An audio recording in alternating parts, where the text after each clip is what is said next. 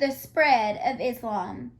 Now Muhammad ruled in Mecca. Soon Muhammad and his followers ruled most of the Arabian Peninsula too. More and more Arabian tribes became Muslims, and Muhammad went on telling them what Allah wanted them to do.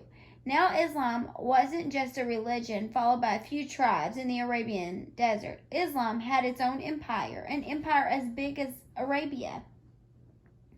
Muhammad was the leader of this empire, but one day Muhammad complained that he had a headache.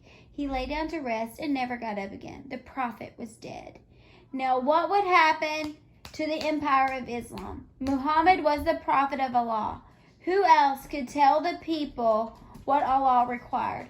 The Muslims of Mecca gathered together to ask each other what they should do next, and many of them began to panic. Can anyone else lead us, they asked. What if Islam vanishes now that Muhammad is dead? What if our whole nation falls apart?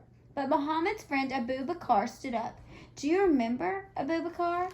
He was with Muhammad in Mecca when the leaders of the city were trying to kill Muhammad.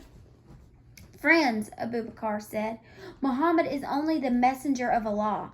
We follow Allah alone. Muhammad may be dead, but Islam lives. When the Muslims heard Abu Bakr's words, they became calmer, but they still needed a strong leader to govern the empire that Muhammad had built. So they chose Abu Bakr to be their new leader, or Caliph. The Caliph of the Islamic Empire ruled over all the people who believed in Allah. Abu Bakr wasn't a big, powerful man. He was small, thin, and dressed in shabby clothes. He was gentle and soft-spoken, but Abu Bakr, the first Islamic Caliph, kept Islamic rule over Arabia strong. He ordered Muslim soldiers to attack and conquer any Bedouin tribes who rebelled against Islamic laws. This was only the beginning of the Islamic Empire. The caliphs who came after Abu Bakr attacked the Byzantine Empire and took away some of its land. They spread Islam all the way up to the Caspian Sea. They conquered the land to the east of them, almost all the way to India, and they took over North Africa, the part of Africa closest to the Mediterranean Sea. Islam had started as a religion of one man, Muhammad, but now it had become much more. Hundreds of thousands of people now worshipped Allah, and Islam wasn't just a religion, it was an empire.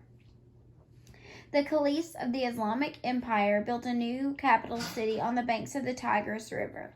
The city was round with 3 walls surrounding it. The caliphs called it Baghdad.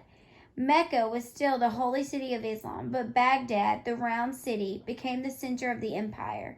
The caliph lived there in a splendid palace. Ships sailed to Baghdad from far away to trade silks from China, spices from India, and gold and gems from all over the world.